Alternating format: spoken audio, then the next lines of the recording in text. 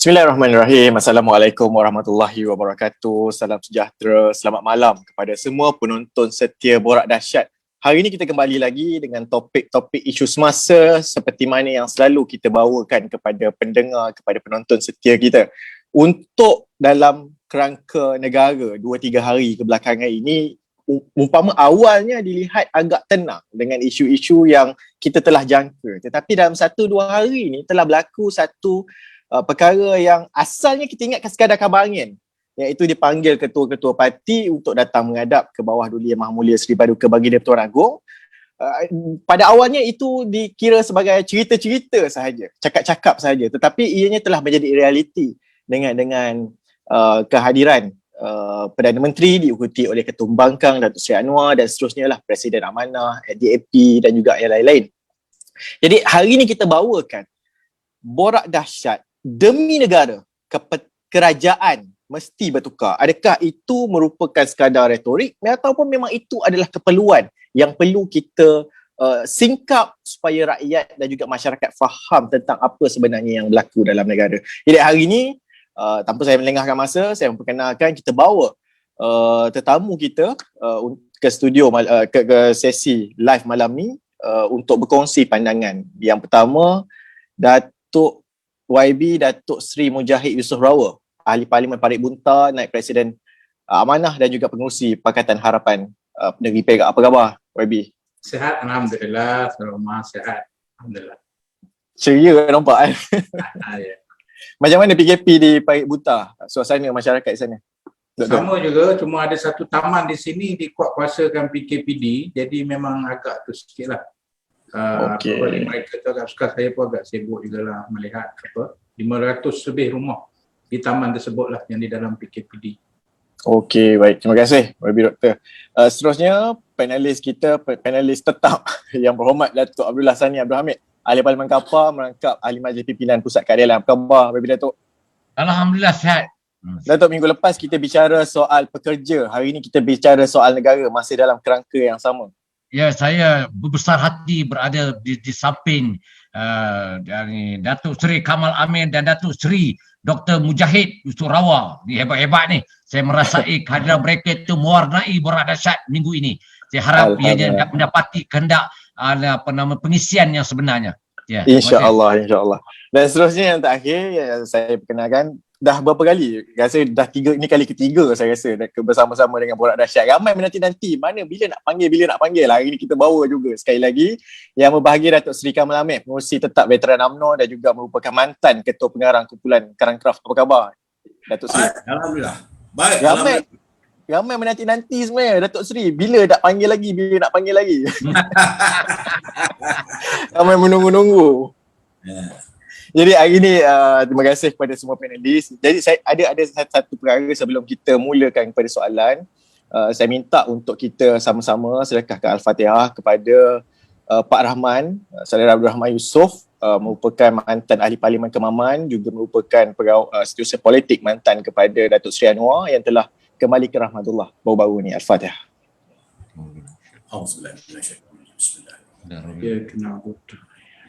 Ya kena abudu ya.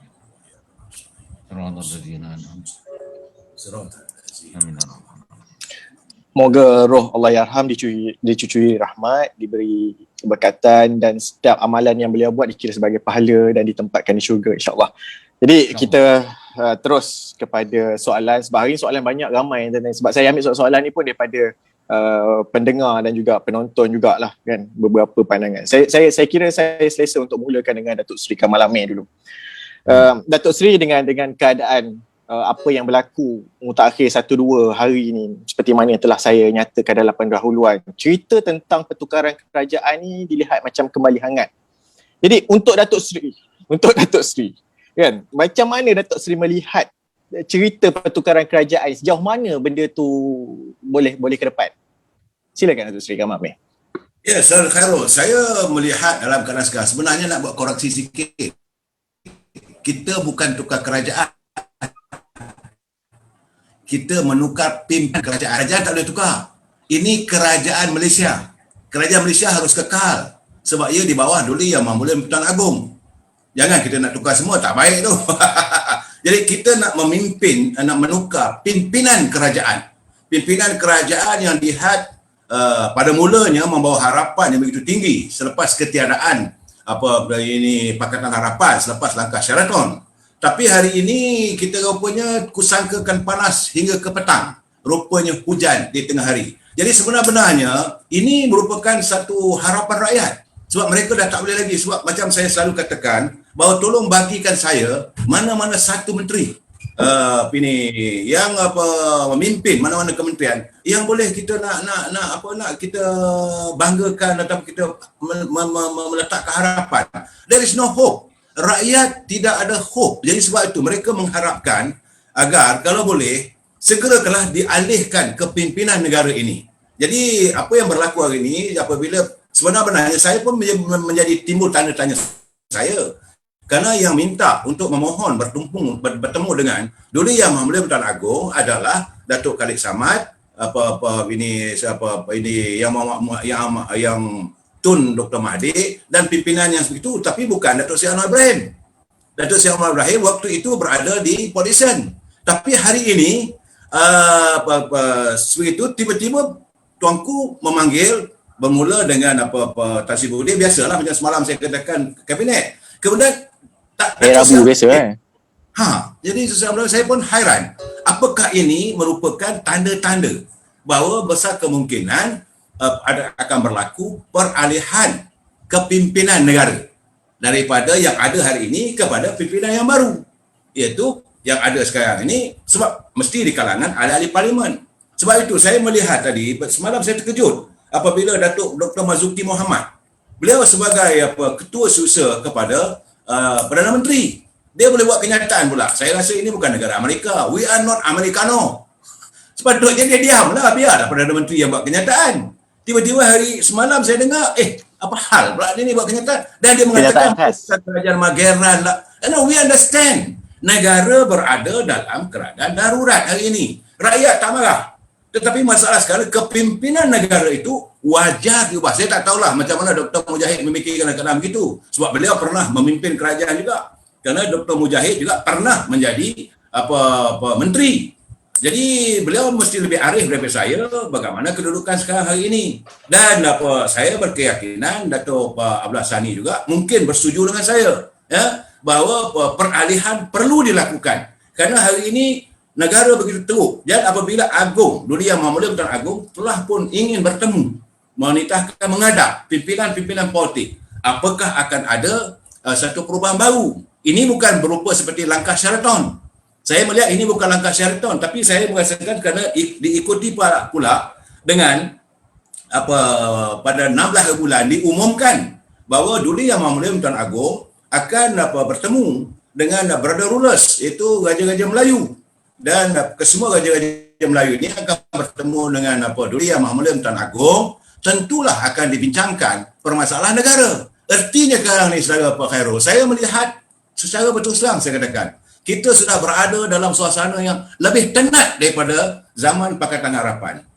Jangan ceritalah zaman Perabatan Nasional. Zaman sekarang ni lebih tenat. Rakyat sudah, saya merasakan rakyat yang terkurung di rumah, mereka sudah tidak mampu lagi meneruskan kehidupan. Datuk Seri. Sebelum tu saya nak tanya dengan Wabi ni. Wabi Dato' Mujahid, dah hantar makanan ke rakyat di Parit Untah? Wabi, jangan lupa Wabi, you are a member of parliament, wakil rakyat. Jangan Wabi seronok-seronok bercakap tapi rakyat tak ada makan ni di kawasan Parit Untah. Wabi Abdullah Sani macam mana? Saya sering kali bila ada kawan-kawan telefon, saya tanya, rakyat anda macam mana? Because you are wakil rakyat. Anda pimpinan rakyat. Rakyat sekarang ni bergantung pada anda. Jadi Wabi Datuk Khalid Samad, ada yang Wabi Datuk Abdullah Sani, macam mana rakyat Meru? Wabi Mujahid, orang Parit Untah macam mana? Walaupun Parit Untah ada padi, tapi macam mana dengan gandum, tepung, gula, minyak masak sekarang ni dah tak mampu dah sekarang ni. Silakan kan? Silakan. Asyad naik harga dia. Luar biasa. Jadi terima kasih Datuk. Mungkin nanti Datuk boleh ulas. Saya nak sentuh sikit kepada Datuk Seri Kamal Amir tentang apa yang Datuk Seri nyatakan sebentar tadi kan. Dia kalau kita nak cerita tentang pertukaran kerajaan, dia bukan baru ni. Selepas langkah Sheraton tu pun berkali-kali dah kita dengar akan berlaku pertukaran, akan ada move dan sebagainya. Untuk kali ini, Datuk Seri Kamal Amir melihat bagaimana tahap keseriusan usaha pertukaran kerajaan untuk kali ini? Saya melihat bahawa sepatutnya pimpinan, saya tak kata kerajaan, pimpinan kerajaan. Saya melihat ini, pimpinan kerajaan sekarang ni dah ketiadaan absahan. There is no legitimate. Tak ada legitimate macam mana boleh berada begitu. Tapi jangan lupa bahawa dalam bila darurat ini adalah kerajaan duli yang memulia Pertuan Agong. Isap Pertuan Agong lah untuk set. Dan ini bukan, kita tak boleh samakan macam mana langkah Sheraton. Langkah Sheraton itu hari kerana pimpinan Pakatan Harapan hilang majoriti. Dan pimpinan Pakatan Harapan waktu itu berlapang dada, dia okey tak apalah majoriti, tubuhlah pimpinan kerajaan baru. Tapi hari ini saya tak tahulah.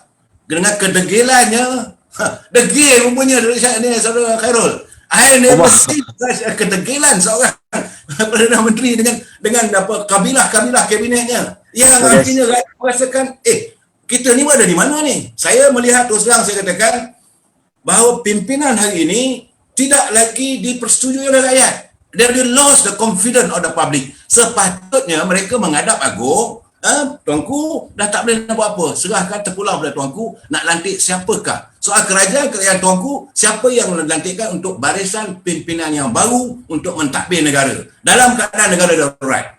Dia tak patutlah Mageran dan semua. Terima kasih Datuk Seri Amir. Soal Mageran kita akan sentuh secara spesifik kejap lagi. Untuk saya lanjutkan soalan kepada Datuk Seri Dr. Mujahid. Dengan apa yang berlaku ni, ramai yang memberi pandangan, kalau boleh ambil sekarang, ambil dah dulu, kan? Tapi jadi untuk saya kaitkan soalan ini, adakah menjadi keperluan, tadi Datuk Seri Kamal Amir bersetuju ada keperluan itu, keperluan mendesak itu, tapi dalam untuk soalan kepada doktor, adakah keperluan mendesak untuk tukar sekarang ataupun kemaskan saf gerakan Pakatan Harapan dan bersedia untuk PRU berbanding bergelumang dengan apa yang ada sekarang dan menyesakkan pemikiran? Silakan. Bismillahirrahmanirrahim. Assalamualaikum warahmatullahi taala wabarakatuh. Saudara Omar selaku kita punya moderator malam ini, Datuk Seri Kamal Amir, ahli panel kita, dan sahabat saya Datuk Abdullah Sani, ahli Parlimen kapal bukan kapal, saya selalu sebut kapal dia. Dan juga semua rakan-rakan kita yang mendengar lah. Okey, baik, saya akan bercakap dari perspektif saya sebagai salah satu daripada anggota komponen Pakatan Harapan lah, yang sebelum ini adalah merupakan lepas pilihan raya umum 2018 adalah sebuah kerajaan yang sah yang diberi mandat oleh rakyat. Saya nak berdebat, nak guna perkataan tukar kerajaan ke pimpinan kerajaan, saya berbeza pandangan sikit lah dengan Datuk Seri Kamal tu. Bagi saya, kerajaan boleh saja berubah, tetapi negara itu namanya Malaysia. Tapi kerajaan boleh berubah. Dan dia tetap menjadi siapa sahaja. Sama ada kerajaan itu kerajaan perikatan ke, kerajaan barisan ke, atau pakatan, dia tetap kerajaan yang di bawah naungan Tuanku Baginda yang di-Pertuan Agong. So kerajaan boleh berubah, cuma negara kekal sebagai apa yang kita namakan sebagai negara Malaysia. Baik, balik kepada persoalan. Apakah kita nak tunggu pilihan raya umum ataukah kalau boleh ubah sekarang kita ubah? Saya melihat perkara ini secara objektif.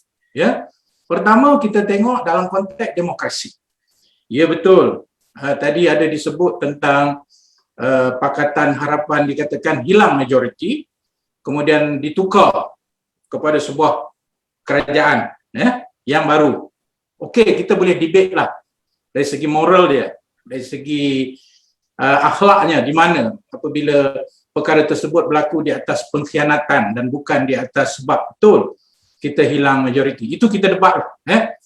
Cuma yang lebih utama daripada itu, sesebuah kerajaan yang mendakwa punya majoriti Datuk Seri Kamal dan rakan-rakan hingga hari ini tidak pernah membuktikan majoritinya. Bagaimana dia kata dia boleh jadi sebuah kerajaan sedangkan dia tidak ada majoriti? Jadi apabila sebuah kerajaan itu dia mendakwa dia ada majoriti tapi tidak pernah dibuktikan dia ada majoriti, maka ini menimbulkan persoalan keabsahan dia sebagai sebuah kerajaan. Dan apabila dia hingga saat ini gagal berbuat demikian, bahkan pada setiap kali kita mendesak di mana bukti majoritinya, dan kita harus terima itu sebagai satu prinsip demokrasi untuk kita mengabsahkan kewujudan sesebuah kerajaan. Ya betul. Yang di-Pertuan Agong dengan menggunakan kuasanya dalam perlembagaan persekutuan telah dengan bijaksana mengambil alih cara untuk memastikan kerajaan itu berjalan dan telah membuat keputusan based on the assumption bahawa Tan Sri Mahyudin ada majoriti. Tapi itu tidak final. Itu tidak final. Ia mesti dibuktikan di mana? Di dalam parlimen. Itu yang kita duk bising-bising tu. Tiba-tiba dia enggan untuk berbuat demikian. Akhirnya dia balas semua ini. Dia balas semua desakan. Apa responnya? Dia respon dengan darurat. Tutup parlimen. Habis. Jadi tak bolehlah kita nak petikaikan iaitu keabsahan majoriti yang dengannya barulah boleh dia mengeluarkan kantong negara yang baru ini di dalam bajet 2021 300 bilion telah dikeluarkan dan ia dikeluarkan dengan satu persoalan besar. Orang ni bawa keluar 300 bilion, dia ni kerajaan dia sah ke tak ni? So kalau tanya saya secara objektif dalam konteks prinsip demokrasi, saya menyatakan disebabkan kerana hingga saat ini dia gagal setelah hampir setahun lebih.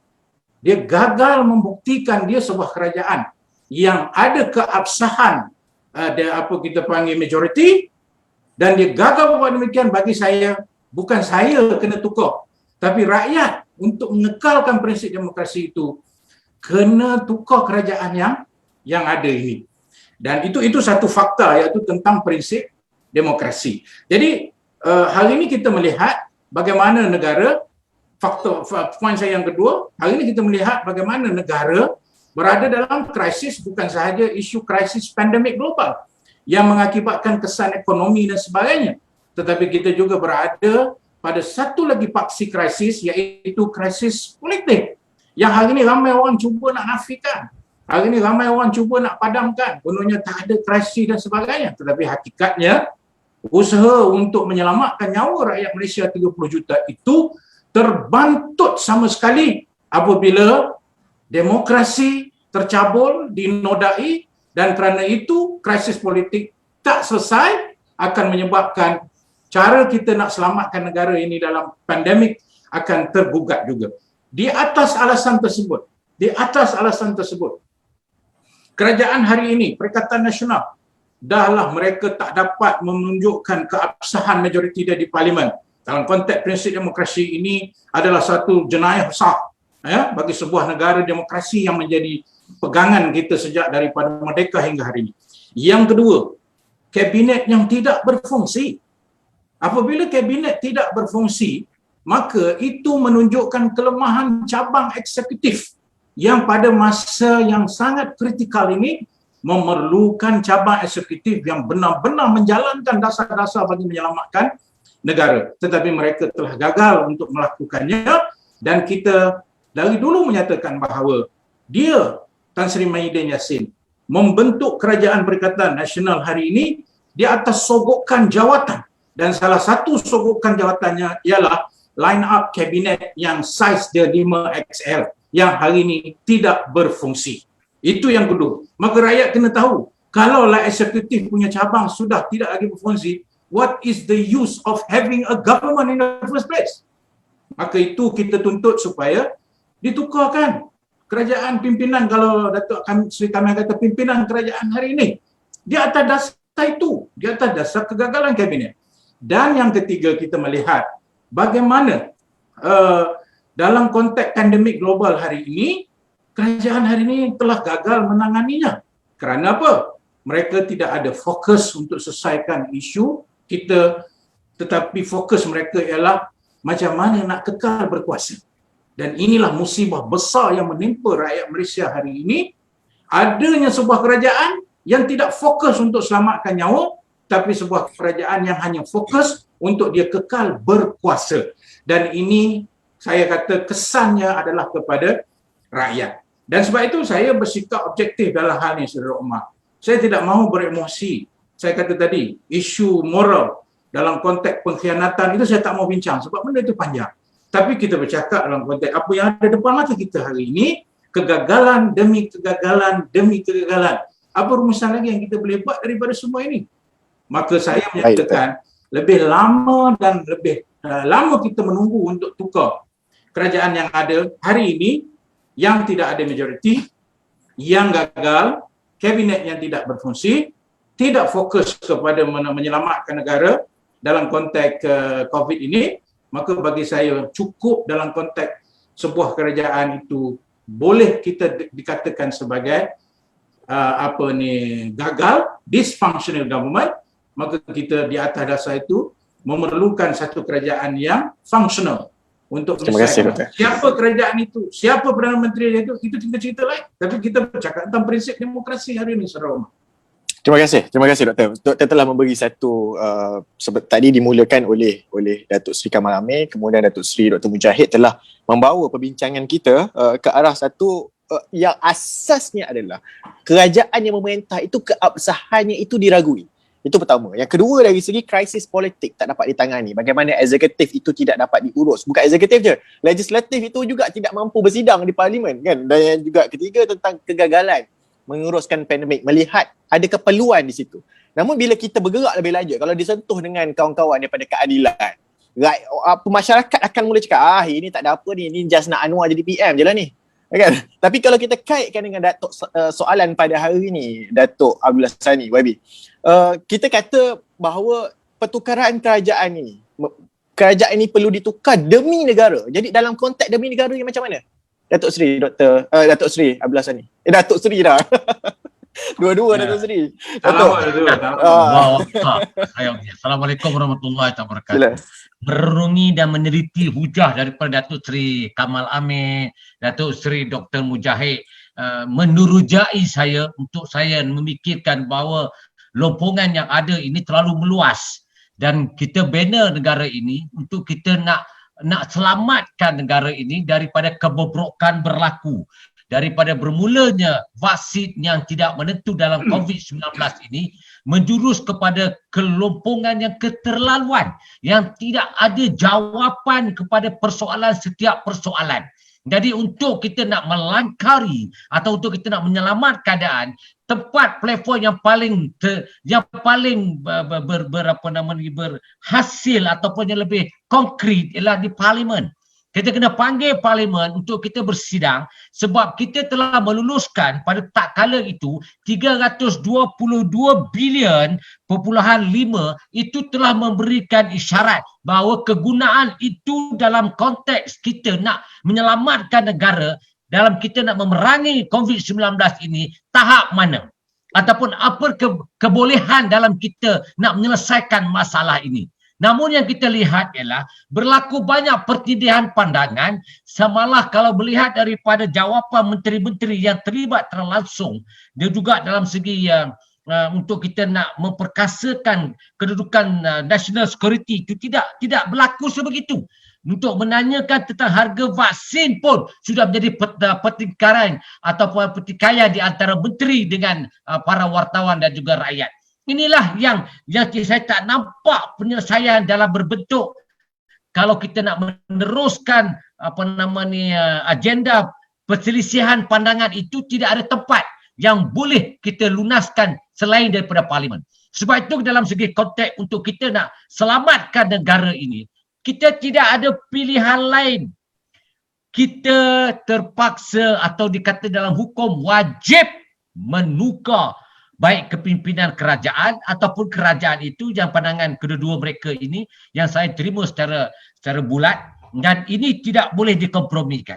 Dan kita melihat bahawa sekarang ini sudah disasarkan terlalu jauh daripada apa yang kita bincangkan di parlimen sebelum kita tangguhkan persidangan pada awal bulan 12 itu hari. Dan sampai ke hari ini 6 bulan sudah mencorakkan kita bahawa kita ada usil sikit anak kacau ni. Kita berselisih dengan maklumat yang tidak menentu. dan juga kegunaan perbelanjaan dan sebagai kedudukan negara yang sebegitu kronik yang saya tak nampak keperluan untuk mengekalkan kerajaan yang ada ataupun kepimpinan kerajaan yang ada pada hari ini. Dan saya berpandangan bahawa pandangan kedua-dua panel tadi memberikan saya sedikit kelegaan kerana ini adalah pandangan yang bernas yang menjurus kepada kebangkitan demokrasi negara ini. Keperluan itu perlu diadakan untuk kita mengesahkan baik keabsahan ataupun baik kegunaan perbelanjaan untuk yang kita telah luluskan pada bajet 2021 yang lepas. Sebab saya takut sekarang ni, sebab saya dimaklumkan ada yang maklumat saya terima Menteri Keuangan kata duit dah habis pakai tu tak mana? Di mana yang dipakai? Apa guna pakai tu? Jadi itu juga menjadi persoalan yang merusingkan saya dan juga rakyat di bawah. Rakyat menangis di luar sana. Rakyat sengsara di luar sana. Rakyat menderita di luar sana. Siapa nak mengangkat kedudukan keluh kesah mereka ini di dalam parlimen? Dan saya berkongsi pada apa yang Datuk Seri Kamal maklum. Saya berkomunikasi dalam soal ini. Dan pada setiap hari saya pergi menghantar makanan-makanan untuk orang yang memerlukan daripada WhatsApp group, daripada don-don yang ada 3 ini. Bila saya dapat maklumat, kita akan pergi terus. Tiap hari saya pergi. Ini kita cakap ni kerana Allah ni. Dan saya tidak boleh berkompromi bila melihat rakyat susah. Kesusahan rakyat ini yang sebenarnya berpunca daripada apa? Daripada kepimpinan yang begitu teruk, dengan sistem yang begitu hancur, dengan kepimpinan yang begitu tidak boleh diterima pakai, dengan kata berbalik-balik hinggakan U-turn terlalu banyak hinggakan menggusingkan rakyat, dan kepincangan dalam mengarahkan demokrasi ataupun ekonomi negara ini sudah melencong jauh sehinggakan banyak pembuangan kerja berlaku, dan kemudaratan itulah, sengsara itulah yang rakyat tanggung, yang kita terpaksa kena fikir hari-hari ini. Tetapi adakah persoalan kerajaan yang ada ini berfikir macam kita berfikir? Jadi saya nak tanya, kalau mereka berfikir macam kita berfikir, sudah tentu parlimen dibuka semula. Dan apa yang saya fikir, mereka ini tidak boleh dikompromi, wajib ditukar. Terima kasih Datuk Abdullah Sani. Datuk, antara rumusan yang dapat diambil pada Datuk ke arah nak menyatakan bahawa kerajaan ini kerajaan gagal dari segi pengurusan, dari segi keuangan, dari segi urus tadbir, tata kelola dan sebagainya, dan juga telah mengukai kekuatan tunjang pentadbiran negara dari segi eksekutif, legislatif dan juga judiciary itu, yang mana apabila 3 tunjang utama ini terganggu antara satu sama lain, dia akan menjurus kepada ketidakstabilan yang jauh lebih membarah kepada negara. Dalam konteks itu, saya nak sampaikan juga kepada nak panjangkan soalan kepada Datuk Seri Kamal Amir. Menjawab persoalan soal tukar kerajaan ke tak tukar kerajaan, dia akan menjurus kepada kegagalan kerajaan itu yang sekarang dah viral sampai ada dekat Johor, kat kampung saya kat Johor, Paik Raja dah angkat banner malam raya, tulis kerajaan gagal. Jadi benda itu bukan benda yang perlu disorok-sorok lagi. Benda itu memang dah terbuka. Tapi dalam masa yang sama, untuk kaitkan dengan parti yang Datuk Seri Kamal Amir berada sekarang, UMNO. UMNO, kita to be fair, UMNO umpama pembangkang dalam kerajaan, memainkan peranan yang sebegitu. Dalam masa yang sama, laba politik itu masih diraih oleh UMNO. Jadi dalam keadaan sekarang, bila disebut oleh Presiden UMNO bahawa tidak adil untuk mengheret sekali UMNO dalam kancah mengatakan kerajaan gagal. Jadi dalam konteks bagaimana? Sebab UMNO duduk dalam tu, Datuk Seri Kamal Amir. Secara Omar, sebenarnya saya melihat culipan sedikit dulu. Saya tertarik dengan apa yang sebelum saya jawab persoalan yang saya lontarkan, apa yang dikatakan oleh Yang Berhormat Datuk Seri Dr. Mujahid. Dia kata apabila menangguhkan parlimen sebagai satu jenayah. Saya katakan bahawa dari awal lagi mereka telah melakukan jenayah. Kerana apabila melakukan scheme of thing. Scheme of thing adalah jenayah politik yang paling terbesar. Kesannya apabila siapa saja sokong akan dapat jawatan. Siapa sokong akan dapat imbuhan. Jadi ini dari awal lagi pembentukan yang bagi saya berdosa. Akhirnya rakyat menanggung dosa. UMNO, saya tak boleh bercakap dari segi sebagai spokesman of UMNO tapi sebagai ahli UMNO, warga UMNO, bahawa kita waktu itu okeylah kerana kepimpinan Pakatan Harapan dah begitu bertagabur apa semua, naik yang baru dan PAS pula minta kita supaya menyokong bersama-sama, dengan berlapang dada. Tetapi bila dah berlaku begitu, saudara jangan lupa sebab penasihat UMNO yang Muhammad Malik Tengku Razak Hamzah telah pun mengutarakan, dia kata UMNO kena keluar dengan segera. Kerana apa sahaja yang berlaku akan terpalit pada UMNO. Ini telah pun diberi penjelasan dari awal. Sebenarnya yang hendak sangat dengan Kerajaan Perikatan Nasional ini bukan ramai orang pun, bukan warga UMNO. Warga UMNO tahu. Warga UMNO tidak dapat bekerjasama dengan Parti Pribumi. Ini kena jelas, saudara. Jadi jangan-jangan. Dan sekarang ini kerana pimpinan Pribumi itu yang mengetuai pimpinan kerajaan hari ini, dan tentulah mereka tak sama. Dan bila ada orang mengatakan bahawa kerajaan ini kerajaan UMNO bersama, saya tidak, UMNO hanya pisisan. Only hanya pihak-pihak tertentu saja yang dilihat menyokong, tapi warga UMNO akar umbi tak mahu. Mereka tak mahu. Sebab itu dalam keputusan mesyuarat Persidangan Agung UMNO, kita 145 bahagian akar umbi menyatakan no more, tak mahu. Sebab itu apabila Datuk Seri Presiden waktu kita mengadakan Perhimpunan Agung yang lalu, ada tempohnya. Artinya orang kata ada orang Melayu ni, sebab kita bukan nak bertumbuk, cuma kita kata well, kita bagi notis lah, okay, up to Ogos. Tetapi tak semestinya kita tunggu 1 Ogos. Saya melihat sekarang ini adalah waktu yang terbaik. Karena hari lepas Barisan Nasional sudah pun mengadakan mesyuaratnya. Dan saya dipahamkan ya, UMNO Majlis Tinggi akan mengadakan mesyuaratnya. Dan disyaratkan inilah masa terbaik kerana UMNO untuk menarik diri. Dan saya kena ingat ya, bahawa dalam PBM pun dah bergaduh sekarang sama dia orang. Tengok saya kenyataan daripada Datuk Ridwan sudah mengatakan bahawa beliau tidak lagi menjadi anggota dalam Majlis Keselamatan Negara. Sebab itu saya katakan, bila the scheme of thing dilakukan, pimpinan ini dilantik melalui scheme of thing, maka penuh dengan mereka-mereka yang penjenayah. Sama ada orang yang mengoffer itu melakukan jenayah, orang yang menerima jawatan itu juga adalah penjenayah. Saya nak saut celipan daripada Datuk Dr. Mujahid tadi, bahawa scheme of thing inilah yang salahnya mengakibatkan pimpinan kerajaan yang terlalu rapuh. Akhirnya yang sengsaranya adalah rakyat. Saya bersetuju dengan pandangan Datuk Anidul Hassani. Rakyat yang menderita hari ini. Kenapa? Kerana percaturan mereka-mereka yang tertentu. Tak ramai pun. Bukan suara akar umbi UMNO. UMNO tak setuju. UMNO sekarang. Ya. Datuk Seri, untuk saya teliti kenyataan Datuk berkenaan dengan ialah umpam picisan sahaja tidak mampu membuat peranan yang besar, tetapi dari awal sewaktu awal UMNO bersama-sama dapat imej yang baik, dapat respon positif kan, tetapi dilihat makin lama UMNO berada dalam Perikatan Nasional, beban itu terpaksa ditanggung lebih lagi. Kerana untuk mengatakan UMNO itu sekadar picisan terus tidak boleh juga, kerana yang menjaga SOP, MKN semua Menteri Kanan daripada UMNO. Yang nak menjaga kesihatan Menteri daripada UMNO. Yang menjaga vaksin Menteri jadi daripada UMNO. Jadi UMNO secara tidak langsung terbeban dengan benda ni. Macam mana UMNO nak berhadapan? Ini yang dinyatakan oleh Yang Muhammad Tengku Razak Hamzah, dan saya bersetuju bahawa apa sahaja berlaku sekarang ni terpalit pada UMNO.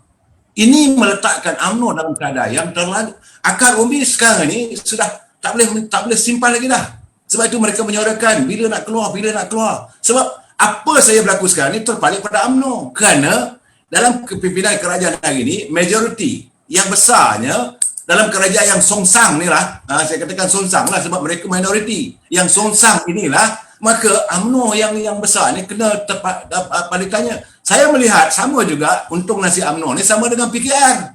Dulu masa kerajaan Pakatan Harapan, kerajaan yang songsang. Mereka yang minoriti menguasai majoriti. Hari ini juga berlarutan antara UMNO dengan PBM. Jadi budaya 2M lah. Mahathir, dulu Mahathir Mohamad, sekarang ni dulu Mahathir Musa, sekarang ni lepas Mahathir turun kepada Muhyiddin, 2M juga. Akhirnya kerana songsang itu rakyat yang menderita. Masalah sekarang ni rakyat sedang menanti bila. Dan sebenar-benarnya apabila diumumkan saja, Duli Yang Maha Mulia yang di-Pertuan Agong bersetuju untuk bertemu dengan pimpinan politik, ia bukan lagi merupakan satu berita gempar. Ia merupakan berita gembira bagi rakyat. Rakyat nak tunggu bila, sebab rakyat dah tak boleh. We cannot stand anymore. Malahan warga UMNO nak kata kalaulah dulu boleh ada pertemuan, boleh kedai kopi, bergeledak lah kedai kopi tu. Itu pandangan saya lah. Jadi jangan katakan bahawa saya setuju bahawa apa yang berlaku sekarang ini UMNO terpalit. Sebab itu saya Sahaban Malam menyatakan UMNO harus juga memikul sebab UMNO ada saham. UMNO ada saham dalam pembentukan kerajaan ini, kerajaan scheme of thing ini. Dan inilah kesannya kalau pemimpin, sebab itu warga UMNO sekarang ini sedang mengira mana pemimpin yang boleh dilantik terus, mana pemimpin yang harus disingkirkan. Saya cakap terus terang bahawa daripada 42 ahli-ahli parlimen yang ada sekarang ni, warga UMNO sudah mengira less than 10% of them is a big fight. Yang lain tu nampak gayanya perlu disingkirkan kerana mereka memberi beban kepada UMNO, memberi beban kepada Presiden. Ini gambarannya. Dan cerita terbaru macam-macam kita dengar lagi. Saya ni Omar. Betul. Sebab Datuk Seri, sebab kalau nak kata dalam konteks UMNO, sekarang nampak ada yang partinya UMNO tapi bajunya macam dah warna lain dah. Kan? Dia punya topi tu dah lain nampak. Saya jangan ketawakan parti saya dah tu Omar. Tak, sebab keadilan dah terkena dulu. No, maksud saya warga UMNO dia sedar. Kita dah sedar lebih awal sebab kalau saya lihat kita start mengadakan mesyuarat persidangan UMNO bahagian kita. Betul. Dekat setahun dulu lah. Kita dah sedar awal peringkat akar umbi. Yang tak sedar ni, yang duk merian ni, mereka yang tengah sedap jadi menteri. Tanyalah Mujahid.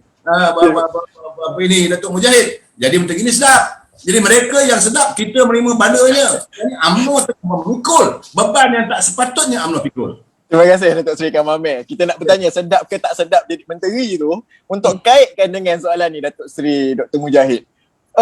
Bila kita cerita tentang pertembungan politik, tukar kerajaan dan sebagainya, kadang-kadang dia mendatangkan kelelahan politik kepada rakyat. Political fatigue kepada rakyat itu sendiri. Rakyat penat, rakyat rasa macam mana-mana kerajaan sama je lah. Sampai ke tahap itu merasakannya. Jadi bila nak kata tadi Datuk Seri Kamal Amir kata sedap jadi menteri, tapi antara menteri yang teruk kena dulu Datuk Seri Dr. Mujahid lah. Isu LGBT, isu tabung haji, murtad dan pelbagai lagi tempias. Tetapi tempias itu datang daripada satu gerakan yang umpamanya katanya gerakan Melayu Islam. Tetapi bila Melayu Islam itu naik jadi pemerintah, ianya dilihat tidak sama macam apa yang mereka gembar-gemborkan. Permasalahan itu masih tidak selesai. Isu itu masih di situ. Jadi, apa komen Datuk Seri dalam hal ini? Pertama, dan yang keduanya, bagaimana Datuk Seri melihat kesan terhadap propaganda atau kaum dan juga agama yang cuba didoktrinkan dalam pemikiran rakyat itu untuk masa depan Malaysia dalam kerangka ini? Datuk Seri Dr. Mujahid. Ya, baik. Terima kasih kepada Saudara Omar, rakan-rakan ahli panel yang saya kasih sekalian. Kalau tanya kepada saya jadi menteri ni syok ke tak syok, memanglah syok. Orang buka pintu kat kita baru batuk dah tanya dah Datuk nak apa. Ya, memang syok. Cuma bezanya saya kira dulu kita jadi kerajaan, syok ke tak syok jadi menteri, kita ada mandat. Kita ada keabsahan kita sebagai sebuah kerajaan yang telah diberikan oleh para pengundi. Yang ini sangat penting. Saya mengakui sebagai kerajaan pakatan waktu itu selama 22 bulan, ya memang ada kelemahan. Tidak ada syak lagi. Ada kelemahan, ada berbagai perkara yang kita tak dapat elak dalam konteks cultural shock dan sebagainya. Bagi saya itu perkara biasa. Tapi dilatari semua itu dengan kita, Pakatan Harapan adalah sebuah kerajaan yang bermandat. Dan itu sangat penting bagi sebuah demokrasi dalam sesebuah negara. Nah, hari ini soalnya kalau mereka syok jadi menteri macam mana pun, yang UMNO ada lebih kurang 8 orang menteri dan timbalan. Ya, bukan sikit Datuk Seri Kamal Amir, bukan sikit, ramai yang duduk di dalam kerajaan perikatan hari ini. Tak kira lah dia syok ke tak syok, yang penting mereka adalah sebuah kerajaan yang tidak bermandat. Maka ini memburukkan lagi keadaan. Ini yang menjadi masalah besar yang kita sedang bicarakan. Dan mereka yang disebut sebagai scheme of thing tadi oleh Datuk Seri Kamal Amir, terima kasih kerana telah highlightkan perkara tersebut. Bayangkan kalau inilah kerajaan yang dibentuk, sudah tentulah segala apa yang datang kemudiannya akan berada dalam keadaan huru-hara. Pepatah Arab ada menyatakan ma la yasluh awwaluhu la yasluh akhiruhu. Barang apa yang pada awalnya tak betul, maka di hujungnya pun dia akan jadi tunggang terbalik tak betul juga. Inilah yang tak betul tunggang terbalik yang kita ada. Cuma UMNO ni dia lambat tu saya heran sikit lah Tok Syed Kamal. Dia lambat nak tarik handbrake tu, macam-macam songeh dia. Itulah, inilah dan sebagainya. Cepat sikit, kena cepat. Sebab lagi lama lagi teruk ni. Lagi lama lagi teruk ni. Baik. Balik kepada persoalan fatigue. Lesu politik. Saya sebenarnya, kalau saya nak menjangkau perbahasan kita jauh daripada kita bercakap dalam kepentingan apa yang kita katakan hari ini pemerintahan kuasa yang kita bercakap sekarang. Tapi kalau kita menjangkau lebih daripada itu, apa yang lebih membimbangkan saya, scheme of thing yang membentuk kerajaan hari ini dengan mencabuli batas-batas demokrasi dan melanggarnya, sebenarnya kesan paling besar yang akan kita rasa jangka panjang dan sukar untuk diubati ialah hilangnya kepercayaan rakyat kepada institusi politik. Ini adalah satu perkara yang paling saya rasa memberi kesan kepada kita sebagai orang-orang politik. Apabila tidak ada kepercayaan, Saudara Umar, antara rakyat dengan institusi pemerintahan yang mewakili paksi politik itu, maka di sinilah akan berlaku disaster apabila tidak ada lagi hormat kepada institusi pemerintahan dan institusi politik. Jadi apabila kita bercakap tentang segala perkara ini, kita jangan lupa bahawa di bawah sana mereka sedang sakit. Di bawah sana mereka sedang berasa kesannya dan kebencian mereka kepada orang-orang politik, termasuk kepada Pakatan Harapan, termasuk kepada Amanah, termasuk kepada PKR, termasuk kepada DAP, termasuk kepada UMNO. Ini yang bagi saya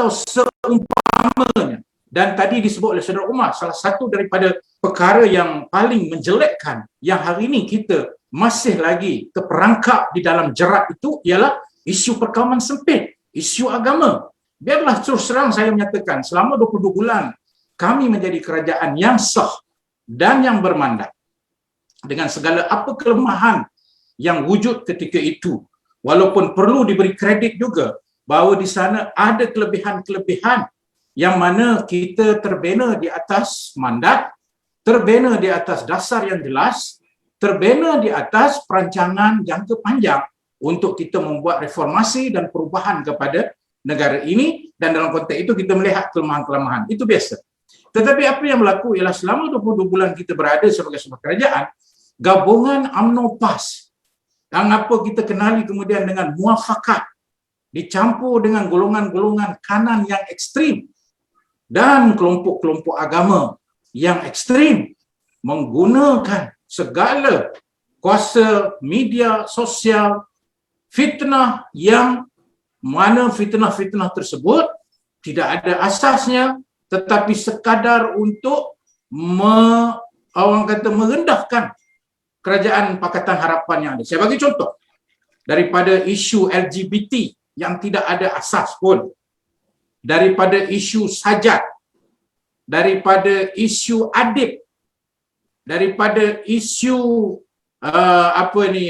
BMF, Buy Muslim First Product dan sebagainya, itu semuanya telah diadunkan dengan citra dan rasa perkauman sempit dan agama untuk menimbulkan kebencian kepada kerajaan Pakatan Harapan.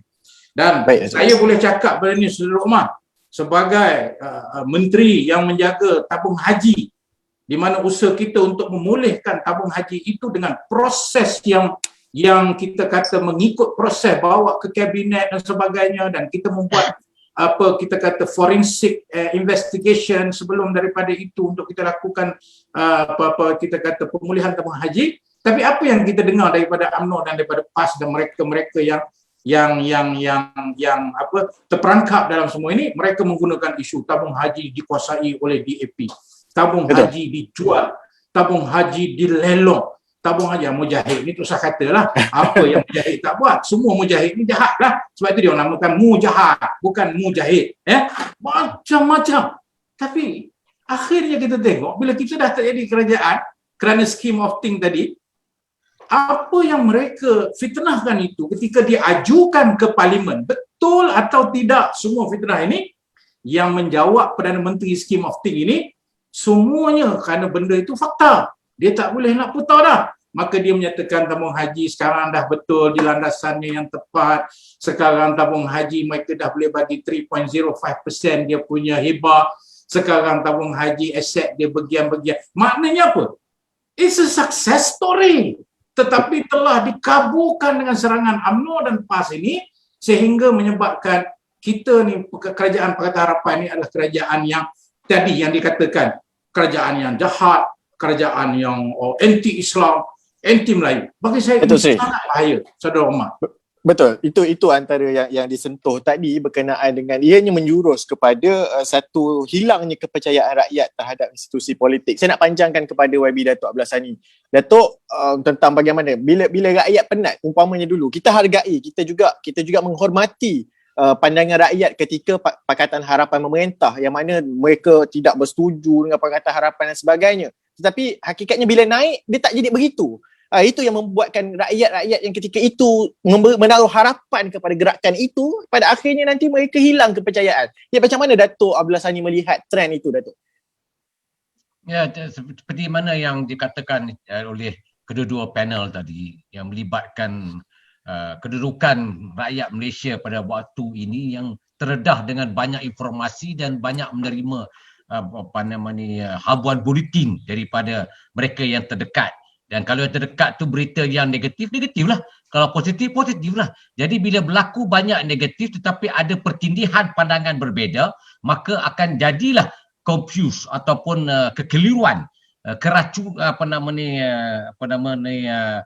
perselisih pandangan antara pihak-pihak tertentu melibatkan berlakunya ketidakkestabilan pemikiran rakyat Malaysia khususnya. Saya mengambil pendekatan sebeginilah ya. Saya lebih gemar atau lebih suka kita meneruskan agenda kita, iaitu kita nak selamatkan negara ini, kita nak fokus bagaimana kita nak selesaikan masalah COVID dan kita nak selesaikan masalah negara yang sudah FDI yang sudah melencong jauh, dan kita kena faham bahawa kita punya FDI ini sudah menurun, mengucup sampaikan kita tak masuk akal. 3.6 bilion aja daripada puluhan bilion yang kita dapat meraih daripada tahunan yang kita dapat daripada FDI. Tapi begitulah yang berlaku dalam keadaan sekarang. Apa yang saya nampak pada waktu ini ialah kita mesti ada siapkan kerangka kita untuk kita nak yakinkan balik rakyat kita ni. Kita mesti ada kerangka dan kita mesti ada dasar yang kita nak hala tujukan. Dan saya nampak begini, saya lebih gemar kepada soal masa depan pekerja yang saya lihat tidak ada kerangka langsung. Kita ada skim insurans pekerja, tak kita taburkan ini sebagai satu agenda utama oleh semua manusia dan Menteri Keuangan. Begitu juga kita ada TVET. Kita tidak nampak keperkasaan TVET itu boleh menjurus bantuan kepada mereka-mereka yang tidak berkemahiran untuk mereka yang popular yang telah dibuang kerja. Dan kesengsaraan itu sebenarnya tidak ada penyelesaian dan tidak ada rumusan dan tidak ada kerangka sebenarnya. Dan sampai hari ini sebab tu saya kata kerajaan ini gagal. Dan kerajaan ini gagal sebab dia hanya pegang pada retorik. Yang dia pegang pada dulu asal dia apa? Asal kalau dia kata dia pegang kepada dasar Melayu Islam, kena jagalah kalau Melayu Islam tu kata apa? Memberi kesumbangan itu kewajipan. Wajib dia melaksanakan tugas dengan jujur. Jujur itu sifat wajib yang ada dari sifat baginda Rasulullah SAW. Begitu juga fatanah. Dan apa yang saya nampak pada hari ini ialah itu tidak mencerminkan demikian. Yang lebih kita menjurus kepada kita nak beli orang, beli sana, beli sini. Sehingga kita terlupa bahawa kita nak beli orang ni, kita ni saudagar beli orang ke? Sebab tu saya ingat cerita P.Ramlee kata, Ismail Lampoyam kata jual manusia ni lebih ni untung daripada jual unta. Jadi betul lah ni. Ini yang berlaku ni. Jadi apa yang saya itu yang Tiga Abdul kita ada Sri Kamal Amin. Itu yang masuk ke Lampoyam. Lampoyam. Saya duk teringat bunyi kita tu, saya sendiri nampak bahawa itu yang berlaku pada waktu ini. Kita jual manusia sebenarnya, kita beli. Jadi kita ni ibarat seperti pelacur politik. Kita beli orang itu dengan harga nilai wang. Dari ini yang saya nampak bahawa kepercayaan rakyat dah tak ada pada kita. Jadi macam mana kata Yusuf, kata ada apa nama Dr. Mujahid tadi, kita nak mengembalikan kepercayaan rakyat itu kepada politik ini. Begitu juga dengan kegusaran Datuk Seri Kamal Amin itu, bagaimana UMNO itu nak mengembalikan balik seperti kepercayaan rakyat kepada UMNO. Dan tugas kita juga bersama. Sebab saya nak ambil pendekatan begini ya, Datuk Mujahid. PKR ni dah kita disembelih, kita telah dikencing oleh beberapa pengkhianat ni. Ini dia panggil langkah syaitan. Ya, saya panggil langkah syaitan. UMNO pun ada langkah syaitan. Pasal apa? Bila kalah je 16 orang keluar daripada UMNO, masuk bersatu. Jadi Datuk Seri Kamal Amin pun jangan ketawa. Sama macam kami juga. Kami ada pengkhianat, Datuk Kamal Amin ada pengkhianat. Jadi sama-samalah kita merasai pengkhianatan dalam langkah syaitan. Itu yang Datuk. Saya juruskan terus soalan tu kepada Datuk Seri Kamal Amin. Tadi Datuk Seri Dr. Mujahid pun ada sebut UMNO faham, tahu tengah terpalit dengan perkara-perkara tu, tapi lambat sangat nak tarik handbrake, Datuk Seri. Jadi bila lambat nak tarik handbrake tu, kalau hari ni saya baca sikit ulasan daripada ahli majlis pimpinan tertinggi PPBM Dr. Faiz. Dia kata gesaan Datuk Seri Khalid Nordin tu sekadar ugutan yang dah basi, dia kata. Sekadar menangguk di air keruh. Jadi umpamanya bila lambat UMNO bertindak, kata nak keluar, tak keluar, sampai orang nampak benda ni macam jenaka dah jadinya. Nak keluar, tahu UMNO kat situ lagi. Jadi macam mana? Jawab. Sila, saya bagi ruang kepada Datuk Seri Kamal Amin. Jawab. Okey. Izinkan saya bagi dia punya chronological event dulu ya, supaya kita lapang dada. Bila Barisan Nasional kalah, kita menghormati prinsip demokrasi. UMNO berlapang dada menerima prinsip demokrasi, serahkan kuasa, tak ada perbalahan, tak ada demonstrasi, tak ada kita createkan anything, serah kepada Pakatan Harapan. Waktu itu dipimpin oleh PKR sebab semua calon bertanding atas keadilan. Ya, satu. Kemudian bila berlaku kekecohan begini, UMNO masih lagi menghormati bahawa mandat rakyat diberi kepada PKR, diberi kepada Pakatan Harapan. So jadi kerana pimpinan waktu itu diinitiate oleh orang daripada Pakatan Harapan. Sebab itu kita carry on lah. Yang ketiga, kita mewujudkan muafakat nasional kerana merasakan bahawa kepentingan politik warga bangsa sudah agak tersasar. Jadi perlu diadakan satu muafakat nasional. Tapi kita tak tahulah, budak lebay-lebay ni banyak berlakon. Okey, nak buat macam mana? Tahu ke? Kami tahu lama dah. Dia kena belajar banyak dengan Manah tu. Maaf lah Datuk Mujahid, anda juga dulu berada sekongkol juga. Dulu dengan lebat. Kami keluar lama dah, kami tarik handbrake awal lagi. Okey, kemudian selepas itu, sebab itu atas penghormatan itulah maka kita kata okey, carry on lah. UMNO tidak menuntut. Pada waktu itu kalau kita nak, kita ada 42 kursi. Tapi no, kita menghormati ini keputusan rakyat. Datuk Dr. Mujahid, bahawa rakyat memilih, okey, carry on lah. Dan kita nak sokong saja sebagaimana sealiran dengan pendapat daripada lebay-lebay Rempas. Tapi kita rasakan boleh dikhianati. Nah, berbalik kepada soalnya, bila nak tarik sokongan, tarik handbrake, kita dah, ahli akar umbi UMNO dah bagi warning setahun dulu.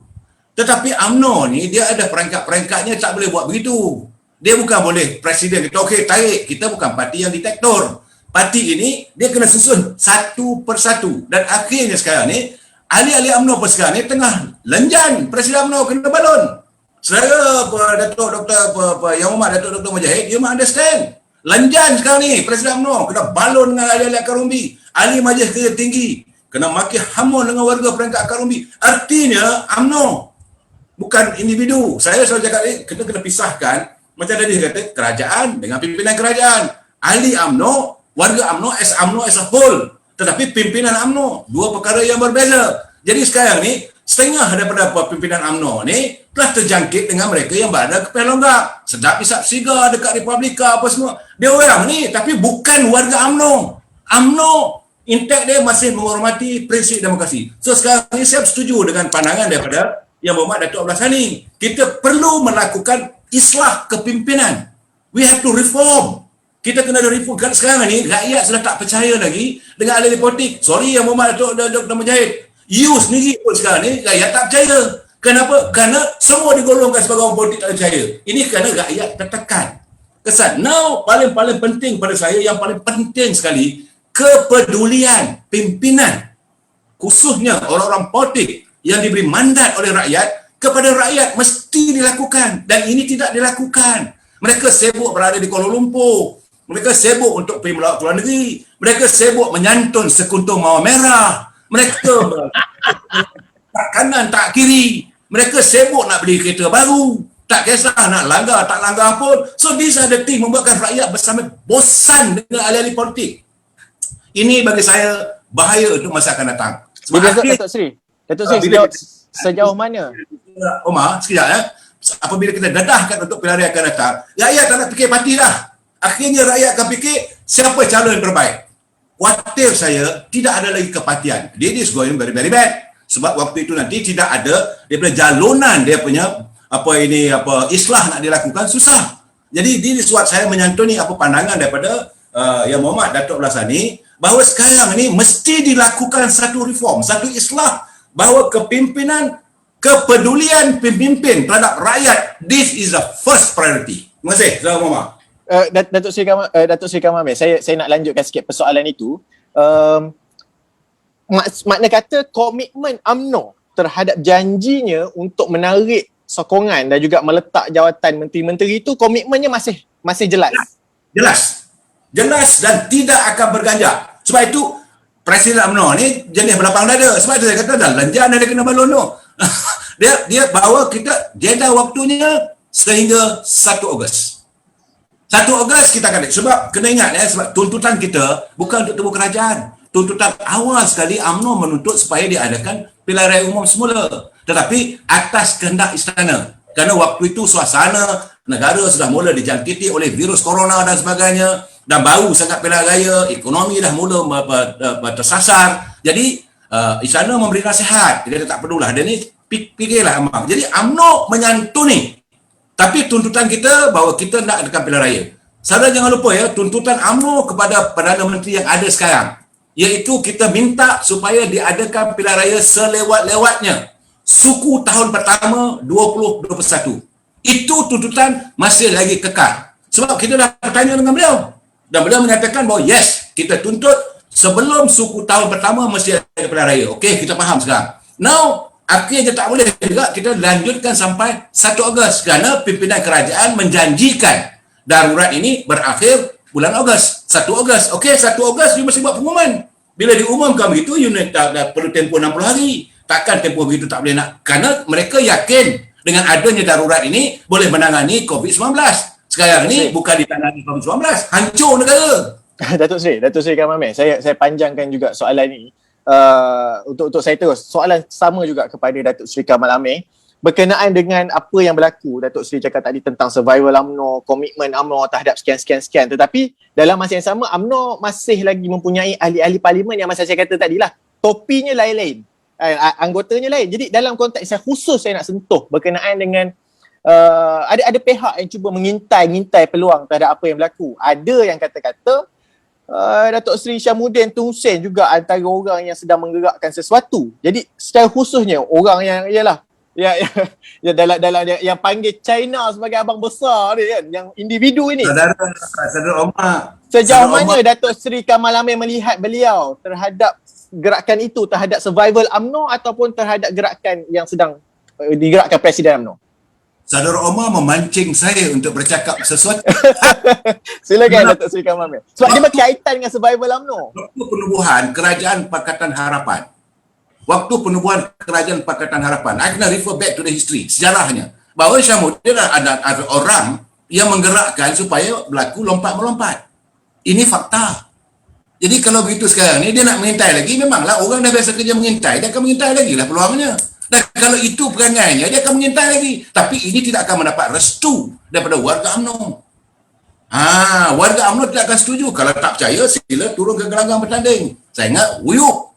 Warga UMNO dah kenal siapa, kita dah kenal yang mana satu kaca, yang mana satu ini Intan. Saya kena ingat, peribahasa mengatakan, Intan boleh memotong kaca, kaca tidak mampu memotong Intan. Ini peribahasa orang Melayu kena ingat. Kaca tak boleh potong Intan, tapi Intan boleh memotong kaca. UMNO sudah kenal yang mana Intan, yang mana Permata. Sebab itu saya katakan tadi, bahawa kita selewat-lewatnya Ogos ni, confirm kita tarik handbrake. Ini pandangan saya lah, bukan daripada ibu pejabat UMNO ya. Saya bukan kaki tangan pejabat UMNO, saya bukan Selewat-lewatnya. Selewat-lewat Sri.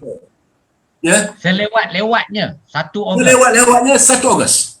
Dia boleh ke depan boleh atau awal lebih tu boleh. Boleh awal. Ya. Kita pegang komitmen Datuk Seri Kamal Amir terhadap perkara itu. Saya lanjutkan terus soalan kepada Datuk Seri Dr. Mujahid berkaitan dengan apa yang berlaku tadi. Kan? Ada orang yang masih agak keliru tentang peranan individu ini. Sebab petang tadi beliau telah berjumpa dengan menghadap yang ke bawah Duli Imam Mulia Seri Paduka Baginda yang di Pertuan Agong. Menghadap tentang apa yang berlaku sekarang lah. Okay? Kemudian habis sahaja selesai menghadap, dia terus buat PC. Katanya dalam waktu PC tu ada yang sebut lah, orang tak sebut mageran, dia sebut mageran. Kemudian dia sentuh juga tentang bahawa ada kehendak yang melihat bahawa kerajaan ini perlu ditukar, akan bertukar. Tetapi katanya macam tak boleh ditubuhkan kerajaan baru. Sedangkan perjumpaan ketua-ketua parti ni tak selesai pun lagi, tapi dia dah jump to conclusion. Secara khususnya Tun Dr. Mahathir, dia mengatakan begitu. Jadi dalam konteks ni, saya nak tanya respon daripada YB Datuk Seri Dr. Mujahid. Macam mana Datuk melihat kenyataan tergesa-gesa Tun Mahathir dalam hal ni? Adakah sebenarnya Tun Mahathir itu ada peranan dalam memberi nyawa kepada PN atau bagaimana dari konteks yang Datuk Seri Dr. Mujahid lihat? Silakan. Ya, saya mohon maaf tadi gangguan tadi terputus ya, apa lain bukan disebabkan rumah bukan Jekom. Tapi disebabkan oleh di luar kawalan kita lah. Cuma balik pada persoalan mageran sebenarnya. Itu yang kita dengar lah hari ini lepas pertemuan Tun Mahathir dengan Pertuan Agong. Dia telah melontarkan idea tentang Majlis Gerakan Negara ya, ataupun National Operation punya konteks. Tapi bagi saya, nombor satu, saya setuju Saudara Umar tadi menyatakan itu premature untuk kita melontarkan satu idea yang begitu ekstrim ya, dalam kita melihat apa yang berlaku hari ini. Yang kedua, saya kira yang lebih utama kita tumpukan hari ini bukan extreme measures seperti begitu. Apa yang perlu kita tumpukan ialah menyelesaikan krisis politik yang ada. Ya, yang buat mageran adalah kerana krisis politik yang tak dapat diselesaikan. Soal dia sekarang ni, sepanjang Perikatan Nasional menjadi kerajaan, tidak ada usaha pun untuk menyelesaikan krisis politik. Tiba-tiba, kenapa pula Tun Mahathir datang dengan satu idea yang dia jump the queue, mana dia tak selesai satu masalah, dia terus nak pergi kepada yang ekstrim.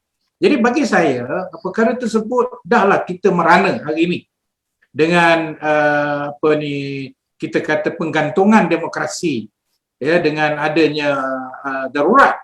Walhal yang Tuan Agong sendiri menyatakan bahawa walaupun darurat, Parlimen masih boleh bersidang. Tetapi Perdana Menteri Scheme of Things tidak mahu sebenarnya Parlimen bersidang di atas soalan-soalan yang akan kita timbulkan nanti. Maka tiba-tiba saya pun terkejut juga sebagai seorang statement yang dah lama, sebagai seorang statement yang dah orang kata berpengalaman dan pernah jadi Perdana Menteri 2 kali, tiba-tiba menyatakan bahawa perlunya National Operation Council. Bagi saya, ini satu yang bukan akan menyelesaikan masalah kita, tetapi akan memburukkan lagi keadaan. Nah, isu kita sebelum ini, kita kena ingat bahawa kerajaan yang ada hari ini gagal untuk menangani isu pandemik bukan kerana dianya, kita kata kegagalan itu kita nak longgokkan hanya kepada sebab itu. Tetapi yang lebih utama menyumbang kepada kegagalan itu ialah kerana demokrasi yang tidak berfungsi. Contohnya, apabila melibatkan satu amount yang besar, 300 bilion untuk dibelanjakan, tidak ada check and balance, tidak ada di mana duit itu dibelanjakan, kesan dia bagaimana, apa yang telah kita capai dalam konteks kita bagi kepada JECOM berapa puluh juta untuk tangani COVID, tetapi apa yang mereka buat. Perkara-perkara inilah yang kita katakan apabila tidak ada check and balance menyebabkan keadaan menjadi lebih buruk. Maka bila kita nak bagi ubat, untuk nak sembuhkan masalah ini, kenapa pula tiba-tiba mageran pula? Mana faham tak? Maknanya orang tu sakit kepala, kau pergi bagi ubat untuk sakit perut. Jadi tak selesai masalah. Benda itu akan bertambah berlonggok lagi masalah yang akan menimpa rakyat ini dengan adanya cadangan tersebut. Jadi bagi saya rasa kita jelas bagi pihak kami. Saya tidak mewakili Pakatan Harapan di peringkat Majlis Presiden, tetapi sebagai parti amanah, kita jelas dalam konteks ini kita menyatakan paling utama dan yang paling basic kita kena selesai dalam masa terdekat ini ialah kembalikan balik fungsi parlimen, tumpukan usaha untuk kita selesaikan masalah COVID ini dan bawa ini sebagai satu peluang kita. Ya, in every conflict or in every crisis there is an opportunity. Dalam setiap krisis itu ada peluang. Peluang ini terbaik sangat kepada Pakatan Harapan. Peluang ini terbaik sangat kepada individu dalam parti-parti. Peluang ini terbaik sangat bagi UMNO. Peluang ini terbaik sangat bagi DAP. Peluang ini terbaik sangat bagi Amanah. Bagi PKR. Untuk apa? Untuk dia buat assessment supaya dia gunakan peluang ini, krisis ini untuk dia jadi lebih mantap untuk melihat politik itu jauh daripada kerangka kepartian, tetapi politik yang meletakkan nation first, demokrasi. Tertumpu ke arah itu, semua parti-parti ini platform perubahan yang mana kita mengharapkan dengan perubahan kepartian parti-parti politik ini, maka kalau mereka menjadi kerajaan di masa hadapan pun setelah keadaan reda, kita mempunyai peluang kepada satu politik baru. Tapi bukan dengan penyelesaian mageran, kerana bagi kita penyelesaian itu adalah satu penyelesaian yang umpama orang sakit perut tapi bagi ubat pening kepala. Jadi peninglah kawan tu lagi. Maksud saya dalam konteks ini, UMNO perlu muhasabah diri dia. Amanah perlu muhasabah diri dia. Orang banyak ejek kita. Ini parti baru, ini parti parti nyamuk macam-macam. Parti nyamuk, nyamuk tak nyamuk pun kita ada lah 15 kursi, adalah 5 menteri pengalaman, dan kita di dalam apa ujian politik yang berlaku, kami daripada parti Amanah, semua ahli parlimen kami tak lari. Kami tidak tinggal seat kami. Ya, kecuali seorang aja di dalam DUN. Ketua pemuda di DUN Titi Serong tu, DUN saya tu, parlimen entah lah. Ya, ketua pemuda mana dia lari pergi sebelah sana dan hari ini jadi bebas boleh.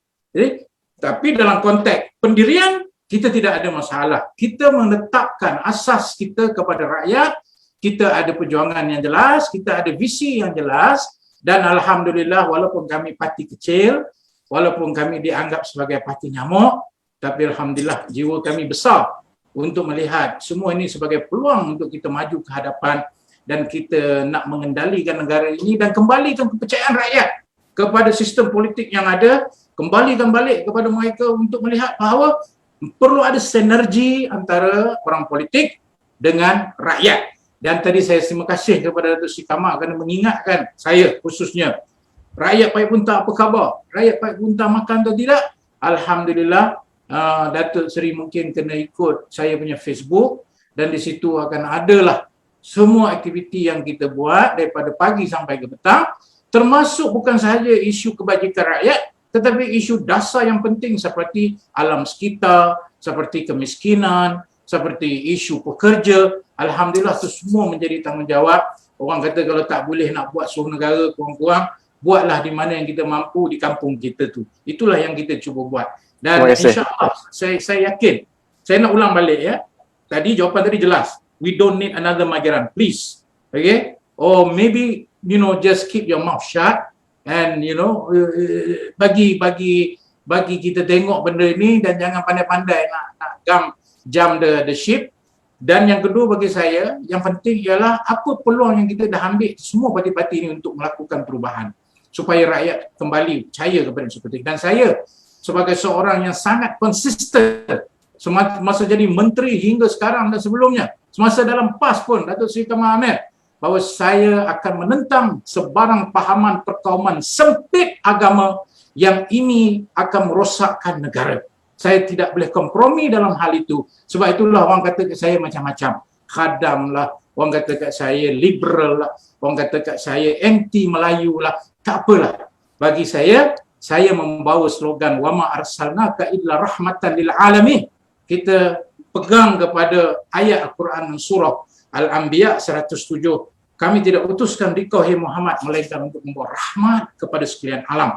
Dan salah satu rahmatnya ialah menentang perkauman sempit, menentang penunggang-penunggang agama, menentang pengkhianat-pengkhianat, menentang mereka yang ada kepentingan diri, menentang mereka-mereka yang menjadikan kuasa untuk haloba diri tapi bukan untuk berkhidmat. Islah mastata'tu kepada rakyat sebagai tanggungjawab. Innallaha ya'muru bil adli wal ihsan wa ita'idil qurba wa yanha 'anil fahsya'i wal munkar wal baghi ya'izukum la'allakum tadhakkarun, yang merupakan satu slogan kita, iaitu Allah perintah kita menegakkan keadilan, Allah perintah kita berbuat ihsan, Allah perintah kita untuk membantu mereka, dan Allah melarang kita daripada perkara keji dan mungkar serta melampaui batas, termasuklah pengkhianatan, termasuklah scheme of thing ini.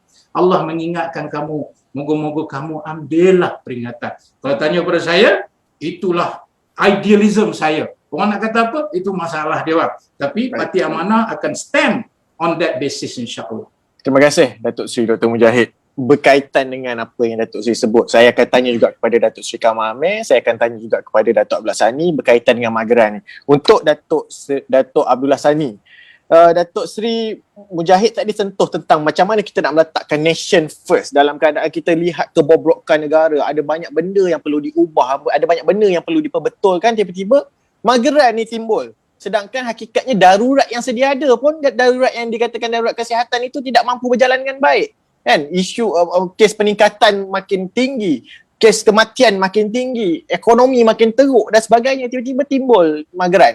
Mungkin Datuk, soalan yang sama mungkin diberi respon dulu oleh Yang Berhormat Datuk Abdullah Sani. Silakan Datuk. Ya, seperti mana yang telah pun dijawab oleh Dr. Mujahid, sahabat saya. Memang betul lah apa yang dikatakan tu. Sakit perut bagi ubat sakit kepala. Orang kata kalau sakit kepala tu dia bakal pusat. Kalau dia kata bagi sakit perut, bagi sakit kaki. Dia tak berjalan pun. Jadi jangan buat perkara yang menggarut-garut. Jadi saya di sini ini saya jelaskan. Kita sebenarnya nak cadang benda tu, biarlah cadang benda tu yang rasional. Kalau kita nak buat sesuatu tu, biarlah pakai akal. Janganlah pakai nafsu kuasa. Yang sekarang saya nampak ni nafsu kuasa. Yang dia ada berkuasa untuk mengawas selia, sebab kita jangan lupa. Datuk Seri Dr. Mujahid jangan lupa. Pernah dicadangkan untuk diletakkan sebagai kerajaan ini satu Perdana Menteri tidak tanpa berpaut pada semua parti dan tidak dipilih dari kalangan ketua-ketua parti. Itu kita kena faham bahawa awalan daripada agenda yang telah dibawa. Kemudian tiba-tiba Mageran pula. Dan Mageran ni pula tak ada langsung saya nampak menuju penyelesaian. Yang kita berdepan ialah kesihatan. Yang kita berdepan ialah demokrasi. Yang kita berdepan ialah pembukaan parlimen. Yang kita berdepan ialah sengsara rakyat. Yang kita kena tumpukan agenda itu. Agenda yang paling mustahak yang tidak boleh dikompromi. Rakyat hidup susah, tak makan, apa kita nak buat? Kita tengok di Jerman. Dia bagi allowance 1,200 euro. Dia bagi moratorium Datuk Seri Kamal yang kita kata bergantung pada bank. Ini apa punya celaka pun tidak tahulah. Dia kata bank untung berbilion-bilion Datuk Seri Mujahid. Dia apa itu dia kata terpulang pada bank. Kau ni kan kerajaan darurat. Kerajaan darurat ni berhak untuk mengarah. Dia arah je lah. Okey, bagi 6 bulan jangan bayar moratorium. Jangan bayar, ada interest. Kalau bila bank cakap Datuk nak ni boleh, tapi Datuk kena interest.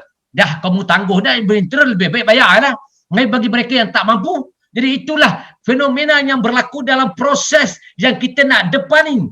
Dan kita berdepan dengan menteri yang bangang, yang bodoh, yang tak ada otak berfikir. Kemudian kita berdepan dengan menteri yang syok sendiri. Lepas tu pula janji kata lepas bulan 3, bulan 5, bulan 6 ni selesai 80% bulan 12. Apa sekarang ni pun nak sampai kepada tahap berapa ratus tak sampai 500,000 lebih sikit. Berapa bulan? Dah masuk 6 bulan. Maksudnya kita tak menentukan sepenuhnya penyelesaian. Tiba-tiba datang pula cadangan anggaran. Apa punya? Saya saya tak faham lah. 22 bulan kau cakap manifesto bukan Bible. Ini semua kaut. Yang nak mengaut-ngaut ni jangan duk layan. Bagi saya sekarang ni ialah tumpuan kita apa? Tumpuan agenda utama kita ialah kita nak bina semula negara ni. Kita nak betulkan balik kebobrokan yang berlaku yang begitu parah. Kita kena faham bahawa kita telah luluskan 322.5 trilion bajet 2021. Tahap mana penyelesaian bajet itu? Rakyat dah merasai atau tidak uang itu? Apa dah dilakukan terhadap uang itu? Sekarang ini dana awam nak dikorek lagi. Lihat sila hari bulan, semua dana yang ada dalam awam ini semua disebatnya. Jadi akhir apa berlaku pada negara ini? Kepimpinan itulah yang akan merumitkan kepercayaan. Apa yang dikatakan sebentar oleh dua panel itu, itulah yang akan berlaku, iaitu kebencian rakyat terhadap politik ini hingga menyebabkan hidup mereka merana dan sengsara. Jangan sampai tahap rakyat melakukan satu perkara yang luar biasa yang tak terfikir oleh kita terhadap orang-orang ahli politik, kerana kita ni dianggap sebagai penjahat, penjenayah politik yang tidak boleh dikompromi. Sebab itu, jangan berbalik kepada soalan bahawa Margaret ini jangan duduk mengaut-ngaut dengan jalan-jalan begini. Tumpukan kesihatan keperluan untuk diberikan rawatan dan penyelesaian masalah negara. Itu dia, Omar. Terima kasih Datuk Abdul Sani. Saya panjangkan juga soalan yang sama kepada Datuk Seri Kamal Amir. Cuma saya nak tanya dari sudut kawan-kawan daripada UMNO pula bagaimana dalam konteks ni. Sebab orang melihat apa beza kan, darurat, lepas tu tiba-tiba nak migran, apa yang beza. Sebab kalau nak kata jangan sampai rakyat buat luar biasa, mungkin saya boleh kongsi kepada Datuk Seri Kamal Amir. Kalau macam orang muda di Twitter, ada satu hashtag ni tidak sepatutnya lah, dia agak kasar hashtag ni. Dia kalau kata kerajaan gagal itu sudah kasar, dia ada satu lagi hashtag yang waktu itu famous, si bodoh, dengar sini. Sebab dia marah sangat dengan kerajaan, dia buat hashtag itu, Datuk. Walaupun itu tidak patut dinormalkan, normalisasi itu tidak patut, tetapi rakyat dah sampai ke tahap itu untuk bersuara kan. Dengan keadaan sekarang ni nak menyekat lagi, nak mageran lagi. Jadi macam mana Datuk Seri Kamal Amir lihat? Jawapan paling tepat bagi saya mengarut. Sebab berdarurat itu mengeran lah. Nak darurat apa lagi? Kuasa dah dibagi pada pimpinan negara, laksanakanlah. Tapi kalau waktu darurat pun tak boleh nak melaksanakan macam mana apa yang dilontarkan oleh Yang Berhormat Datuk Abdul Sani tadi. Nak bagi moratorium pun tak boleh, nak bagi tu tak boleh. Kuasa apa benda daruratnya? Bagi mageran 2x5. Saya kira ini mengarut orang nak menggapai kuasa. Suasana sekarang ni kenapa mereka harus menggapai kuasa? Yang penting sekarang ni saya katakan bahawa kepimpinan perlu diubah, perlu ditukar dan ada cari satu mekanisme yang baru supaya dalam keadaan kita menghadapi COVID-19 ini, yang saya tak tahu macam mana lah nak kata COVID. Saya sebenarnya saya fikir kadang-kadang ni saudara Omar sama saudara bersetuju dengan saya atau tidak tak tahulah. Orang gila tepi jalan tak pernah kena COVID pun. Yang kita duduk dalam kabut apa hal? Orang gila dekat Pulau Pinang ada 50 orang saya tengok gambarnya. Elok aja berserbai sana sini, berjalan tak ada topeng, tak ada apa, tak kena COVID pun. Di Kuala Lumpur gelandangan apa semua, ada kita dengar gelandangan kena COVID? Tak ada. Kalau itu diambil kira lah bagi saya. Jadi bagi saya mageran satu benda yang paling mengarut. Sebab dah ada sekali darurat. Yang dikatakan darurat itu diudukkan kononnya untuk kesihatan. Right. Okay. Tetapi ini kena ingat in the state of emergency. Nah, sebenarnya berkali-kali saya kata duduk kita in the state of war. Dalam peperangan. Kita nak lawan dengan COVID. Tapi waktu yang sama mereka mengaut keuntungan. Ini masalah. Saya bersetuju dengan apa yang dinyatakan oleh Yang Berhormat Datuk Mujahid. Keabsahan itu kerana ketiadaan absahan. Kerana parlimen itu dimandulkan. Tahu tak orang mandul ni? Tunggu pula mengambang aja dah. Apabila parlimen tidak sebab tiap-tiap sen wang rakyat nak dibelanjakan mesti mendapat kelulusan parlimen. Ini prinsip pentadbiran negara. Tapi sekarang bukan 1 sen. Bilion and bilion. Ini bukan duit mak bapak. Masalah. Saya telajak sikit ya. Ini bukan wang mereka, ini wang saudara, wang saya, kita rakyat pembayar cukai. Wang kita seolah-olah dirampok oleh mereka yang memimpin dengan alasan dan sebagainya. Jadi perlu parlimen. Yang paling penting sekali kita tuntut supaya parlimen dipulihkan untuk mendapat keabsahan kepada penggunaan wang. Bukan nak jatuhkan sesiapa. Dia nak duduk situ, nak tongkat langit, dia punya hal lah. Tapi betul orang pula lagi, seorang lagi nak naik pula balik, nak ambil balik jawatan. Berapa banyak dah. Kita yang perlu cari adalah tentang, pertama sekali, saya mencadangkan, kalau boleh saya dianggap sebagai satu cadangan, kita mewujudkan satu kerajaan interim. Satu kerajaan sementara, menunggu untuk kita menyelesaikan masalah pandemik COVID ini, kemudian kita adakan pilihan raya. Kembalikan baliklah kepercayaan rakyat kepada warga politik. Tidak warga bangsa, rakyat di peringkat akar umbi sudah hilang kepercayaan kepada warga orang politik kerana dilihat kaku, tak ada buat apa, rakyat saban hari derita demi derita. Saya mintalah pada korang ni yang berada di anjung kuasa, yang pernah duduk di anjung kuasa di Sri Perdana, cukup-cukuplah. Janganlah dilenjankan lagi kehidupan rakyat. So enough is enough. So bagi saya sekarang ni, carilah pemimpin yang mana yang sesuai untuk, ya kita serah pada Duli Yang Mahkamah Agung kerana ini kerajaan baginda. Ini Raja Malaysia ni di bawah pentadbiran Duli Yang Mahkamah Agung. Kita kena ingat, ini negeri raja. Jangan kita nak tunjuk pandai-pandai. Nak bagi cadangan, interim apa, mageran. Benda. Dah darurat sekarang ni. Dulu diwujudkan mageran. Itu kan darurat lah. Tak faham lah semua. Saya today hari ni lah. Hari ni joke of the town. Mageran dalam darurat. Sebelum itu darurat kerana penyakit. Sekarang ni mageran dalam darurat. Ini joke yang terbaik yang saya dapat untuk hari ini, menghiburkan hati saya yang lara melihat kehidupan rakyat yang begitu terkesan. Terima kasih Datuk Seri Kamal. Sebab kita jadi sesak pemikiran macam mana kita nak berhadapan. Cuba bayangkan dengan keadaan dah PKP, rakyat banyak hilang kerja.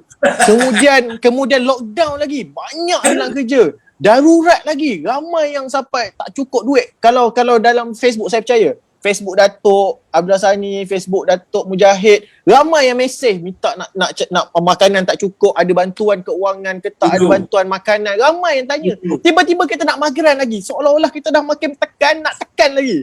Jadi benda tu yang membimbangkan kan. Jadi untuk kawan-kawan yang sedang menyaksikan live ni, boleh terus, sebab kita ingatkan kita dah hujung ni, orang dah makin tak tengok, makin tinggi. Sekarang dah 4,000 lebih yang sedang menyaksikan buat bicara kita pada malam ni. Dan kita juga ada buat satu undian. Soalan kita yang nanti akan keluar di Facebook, anda boleh respon terus, dan juga di Twitter. Adakah anda setuju pimpinan kerajaan hari ini perlu ditukar? Nanti hujung live nanti kita akan siarkan apa keputusan, feedback daripada rakyat yang sedang menyaksikan. Soalan terakhir, saya kira pusingan terakhir, saya mulakan dengan Datuk Seri Kamal Amir. Tadi Datuk dah sebut saya panjangkan lagi soalan itu. Untuk what's next? Okay, untuk what's next ni dalam kerangka untuk kita bicara tentang UMNO ke depan. Kita nak cerita tentang tukar kerajaan. UMNO firm. Dia kata dia akan masuk sebagai barisan nasional. Tetapi dalam masa yang sama ada juga, mungkin Datuk tengok nada kepada PAS tadi macam kurang selesa kan, tapi masih ada cakap-cakap untuk bekerjasama dengan PAS dan sebagainya. Namun dalam masa yang sama, dalam koalisi Barisan Nasional itu juga telah bersuara sekiranya UMNO itu bersama dengan PAS, dia akan keluar daripada Barisan Nasional, iaitu MCA dah keluar kenyataan itu. Jadi macam mana Datuk Seri melihat, mungkin ada kesilapan kan dan sebagainya, untuk macam mana UMNO nak move forward dalam Barisan Nasional ni untuk ke depan? Datuk Seri Kamal Amir. Setahu saya melihat sebenarnya kadang-kadang dia orang tak dapat tangkap apa yang Presiden UMNO lontarkan. Kita mahu melakukan political reset. Political reset itu jajaran baru dalam politik, tapi bukan menjurus pada dua individu. UMNO parti yang terbuka untuk bekerjasama dengan siapa saja.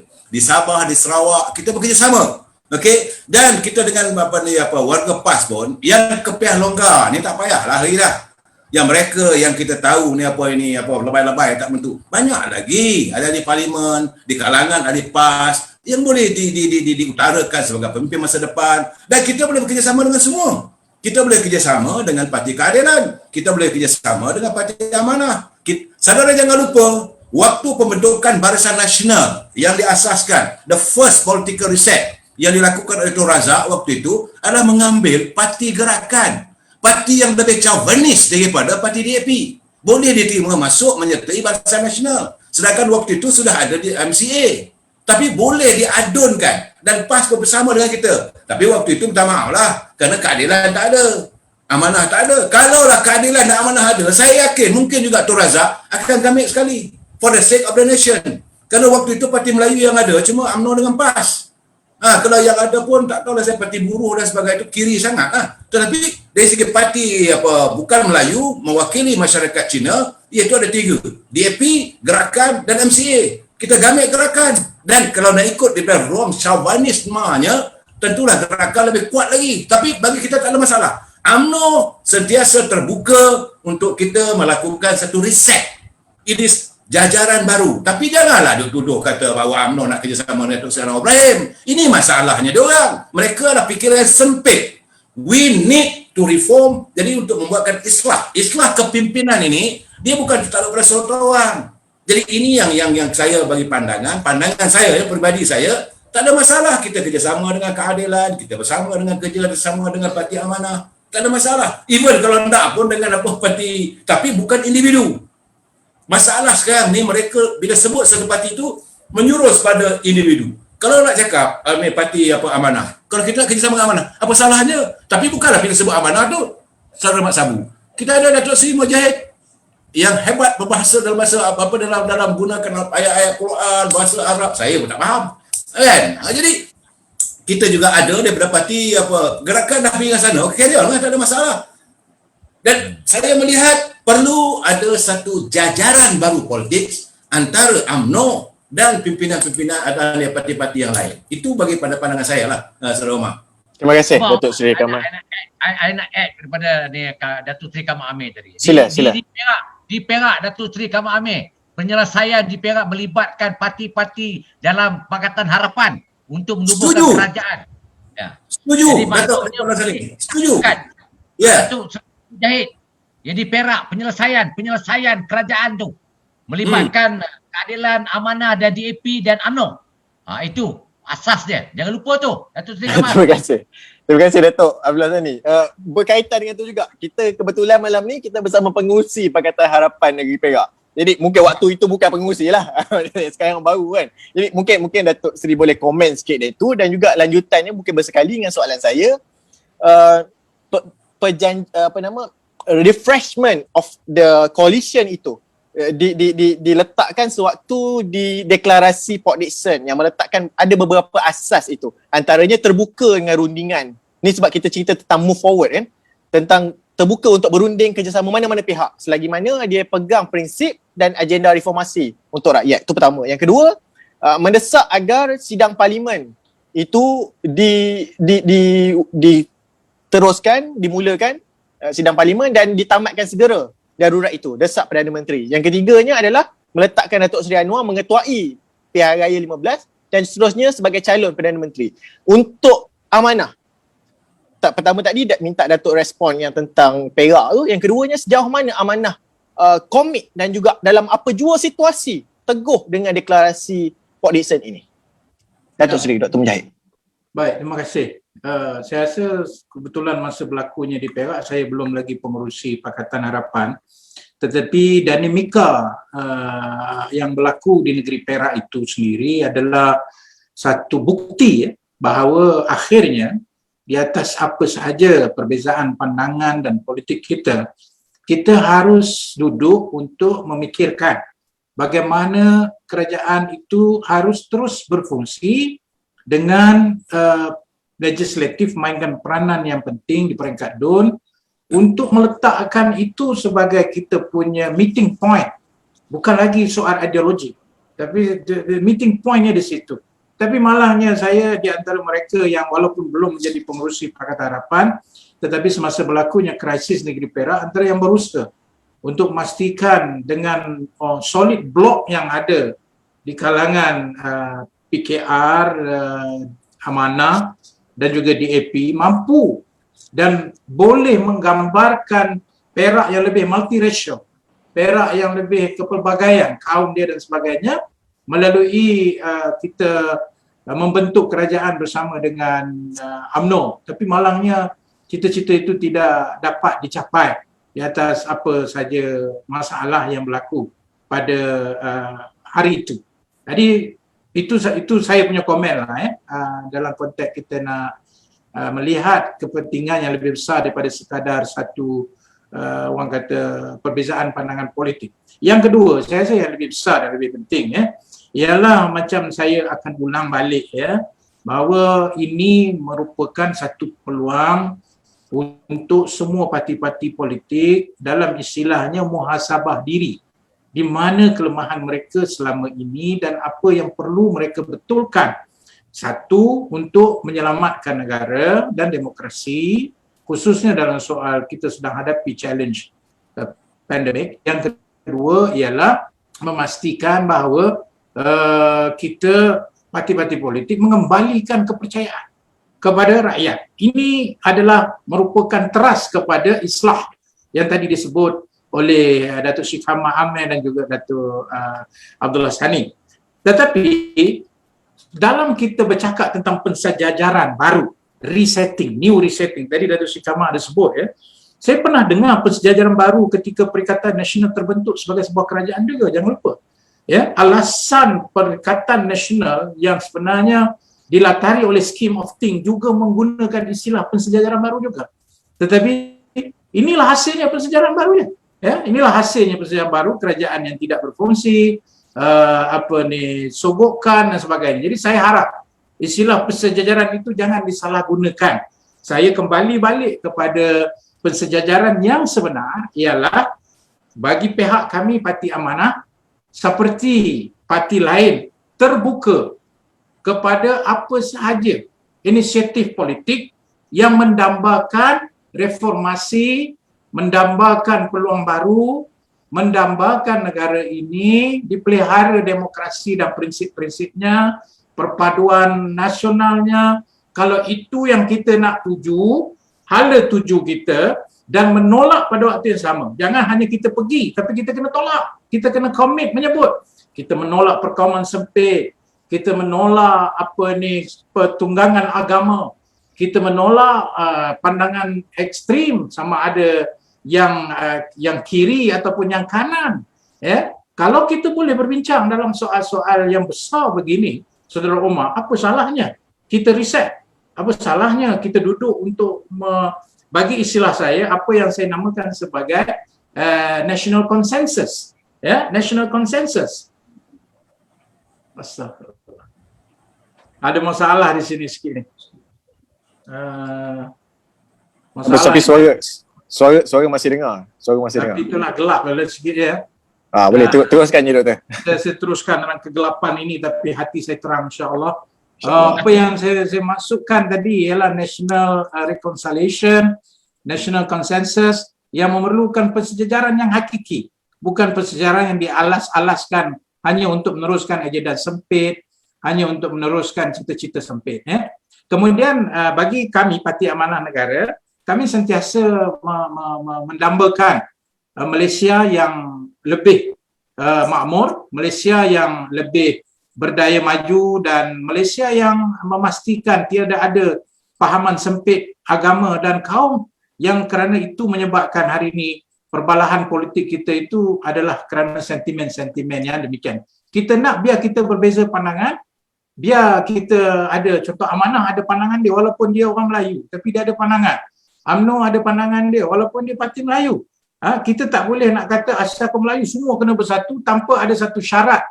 Persatuan itu untuk apa? Adakah kita bersatu kita nak rompak duit negara atau kita bersatu untuk kita nak jadikan kedudukan kita sebagai kepentingan kita, ataukah kita nak bersatu atas tadi untuk nak tengok negara lebih baik, nak tengok ekonomi lebih baik, nak tengok demokrasi lebih baik, prinsip demokrasi, perpaduan. Kalau itu yang kita nak bincang untuk bersatu, itu makna bersatu. Bukan betul, bersatu kena semua duduk sekali, tidak. Datuk Seri, dalam konteks Pakatan Harapan pula untuk perkara ini dari segi keteguhan untuk memegang deklarasi Port Dickson yang telah kita sentuh tadi itu, bagaimana Datuk Seri keteguhan amanah itu? Ya, melihat kepada deklarasi tersebut, ia tidak berubah dalam konteks selama ini. Itulah yang kita perjuangkan, itulah yang kita buat, itulah yang kita telah usahakan. Jadi bagi Parti Amanah sebagai salah satu komponen Pakatan Harapan, walaupun dikatakan parti yang kecil, tetapi di atas jiwa besar kami melihat kepada aspek-aspek yang disentuh seperti reformasi, seperti melihat islah kepada negara dan sebagainya. Dan kita sejak awal sudah pun meletakkan bahawa Datuk Seri Anwar Ibrahim lah yang akan memimpin perubahan ini. Itu tidak ada syak lagi untuk kita ulang dan kita ulang bahawa Parti Amanah telah menetapkan dalam mesyuarat dan retreat yang kita adakan baru ni bahawa Datuk Seri Anwar Ibrahim adalah merupakan kembali cerah. Alhamdulillah. Ya. Dan apa ni saya pun dah lupa bila cerah tadi, saya dah lupa. Jadi bila dan mesyuarat dan sebagainya. Isu mesyuarat dan Datuk Seri Anwar Ibrahim yang telah kita terima tanpa syak akan memimpin pilihan raya umum akan datang, dan jikalau ditakdirkan dengan izin Allah, qulillahumma malikal mulk tu'til mulka man tasha' wa tanzi'ul mulka mimman tasha' wa tu'izzu man tasha' wa tuzillu man tasha'. Kalau Perdana Menterinya sudah tentulah calon kita adalah Datuk Seri Anwar Ibrahim tanpa syak. Terima kasih Datuk Seri Dr. Mujahid. Saya terus lanjutan sebab dah sebut Datuk Seri Anwar tadi. Datuk Abdullah Sani orang kanan Datuk Seri Anwar, saya nak bertanya kepada YB Datuk tentang konteks, dalam konteks ini pelbagai perkara yang berlaku tak ada yang mustahil dah, tak disentuh jajaran baru, national consensus dan sebagainya. Dalam keadaan ini tak kiralah bagaimana cara pertukaran kerajaan itu mesti untuk Datuk melihat Datuk Seri Anwar masih memimpin. Kenapa Anwar Ibrahim dalam konteks nak keluarkan negara ni, saya nak dengar daripada kerangka keadilan itu. Kenapa Anwar Ibrahim yang kena pimpin untuk keluarkan negara daripada keserabutan? Silakan. Dalam proses yang berlaku pada negara hari ini memerlukan seorang pemimpin yang ada luarannya itu diterima dan dalaman itu diterima. Luaran bermaksud kita mengharapkan kepada bantuan daripada luar negara dalam keadaan negara kita yang terdesak kemerudumannya. Jadi kita perlukan seorang yang ada integriti yang membolehkan negara ini dibina semula. Kita nak selamatkan negara ini. Dan kita dah tak ada dalam parti kita warlord dah tak ada dah. Kita hanya satu saja, itu berlandaskan kepada kepimpinan yang jitu yang sudah tidak kita kompromikan selain daripada apa yang kita putuskan. Jadi apa yang kita lihat bahawa kebolehan daripada segi untuk membina negara ini, kita tidak ada pilihan. Kerana orang yang terbukti itu sudah pun diiktiraf di peringkat antarabangsa sebelum ini. 1993 kategorinya apa? Diiktiraf di seluruh dunia. Dan begitu juga dengan dasar kerangka yang dilakukan oleh Datuk Seri Anwar Ibrahim, itu dah menampakkan bahawa negara memerlukan beliau. Teramat sangat memerlukan beliau. Tak ada pilihan. Gabungan antara kerjasama itu perlu untuk kita nak menggarap kekuatan negara ini, termasuklah saya, termasuklah UMNO, termasuk parti-parti lain, DPS kalau nak masuk untuk kita nak membina semula negara ini, untuk kita nak pastikan bahawa negara tidak cicir dan tidak jatuh maksimum yang tidak membolehkan kita bangkit semula. Dan inilah waktu yang terbaik untuk kita langkarkan sejarah, untuk kita apa yang berlaku di Perak sebelum ini memberikan kita, dan berlaku di Selangor, Datuk Seri Kamal, jangan lupa di Selangor pada tahun 70 yang mana boleh mengatasi masalah penyelesaian waktu negeri Selangor waktu itu, memberikan isyarat bahawa tidak ada mustahil. Perkara itu dilakukan atas satu dasar untuk kita bina semula negara dalam keadaan yang sungguh terdesak ini. Terima kasih. Sebab saya tidak ada pilihan. Terima kasih Datuk Abdullah Sani. Kita dah sampai penutup. Saya bagi ruang kepada semua ahli panel 2 minit setiap seorang. Saya nak bertanya tentang rumusan dan juga apa cadangan jalan keluar kita daripada permasalahan ini. Kita mulakan dengan Datuk Seri Kamal Amir. Silakan. 2 minit. Terima kasih dalam waktu yang terbatas ini, panjang kita punya maraton hari ini. Saya melihat lain tak ada adalah merupai adanya jajaran baru ataupun concessions yang diutarakan oleh Datuk Mujahid tadi. Dan yang paling penting kita sekarang ni, it is not the person, it is the concessions ataupun satu penyatuan, bukan one person. Saya akan menolak kalau kata orang ini sahaja menyelesaikan. Ini masalahnya. Kalau dia sahaja menyelesaikan, ini masalahnya. Jadi kita kena menghormati prinsip demokrasi dan prinsip kita mesti bersetuju untuk tidak bersetuju, dan yang paling penting bukan individu, bukan kepentingan diri, adalah kepentingan rakyat dan negara. Itu yang diutamakan. Dan dalam keadaan sekarang hari ini saya melihat kepimpinan yang ada hari ini perlu ditukar untuk diisi oleh orang yang lain yang lebih berkemampuan, berketerampilan, yang meletakkan kepentingan rakyat. Itu saja. Yang untuk melihat Malaysia terus maju dan bahtera merdeka terus kita layari bersama, siapa saja yang ada di dalam mana-mana individu bila kita bercakap dengan latar yang besar ini, yang layak membawanya ialah mereka yang akan ditentukan oleh rakyat, bukan ditentukan oleh individu-individu tertentu. Oleh itu, bagi kami, sekadar bercakap tentang cita-cita yang besar, kita juga perlu ada platform untuk kita melonjakkan cita-cita ini. Bagi kami, setakat ini, platform Pakatan Harapan adalah yang terbaik dengan meletakkan kepimpinannya sebagai harapan kita untuk kita layari bersama. Dan kalau ada parti lain seperti UMNO melihat bukan individu tetapi cita-cita besar ini boleh kita pikul bersama, ayo kita lihat kepentingannya. Dan kita tak semestinya bersetuju dalam semua perkara, tetapi kita harus pada waktu yang sama bersetuju kepada kepentingan negara dan masa depannya. Dan inilah yang akan kita usahakan, dan itulah jalan penyelesaian bagi saya untuk kita melalui pasca COVID ini untuk menyembuhkan negara, memulihkan demokrasi dan melakukan konsensus nasional supaya mengembalikan balik kepercayaan rakyat kepada institusi pemerintahan dan institusi parti-parti politik. Terima kasih Datuk Seri Dr. Mujahid tentang proses penyembuhan prinsip demokrasi yang perlu diletak, tetapi nada masih sama, bersetuju bahawa kepentingan negara, kepentingan rakyat itu perlu diletakkan di depan berbanding yang lain-lain. Datuk Abdullah Sani, Yang Berhormat, silakan. Jalan keluar daripada kacamata keadilan dan juga rumusan itu terus. Allah tidak akan merubah nasib kaum itu, kaum itulah akan merubah nasib mereka. Negara berdepan dengan pandemik dan masalah kesihatan. Vaksin menjadi kegisauan dan juga kerisauan rakyat pada waktu ini. Selesaikan vaksin ini untuk menyihatkan kesihatan rakyat seluruhannya. Yang penting rakyat diberi vaksin tanpa mengira siapa mereka. Dan selamatkan dulu nyawa itu.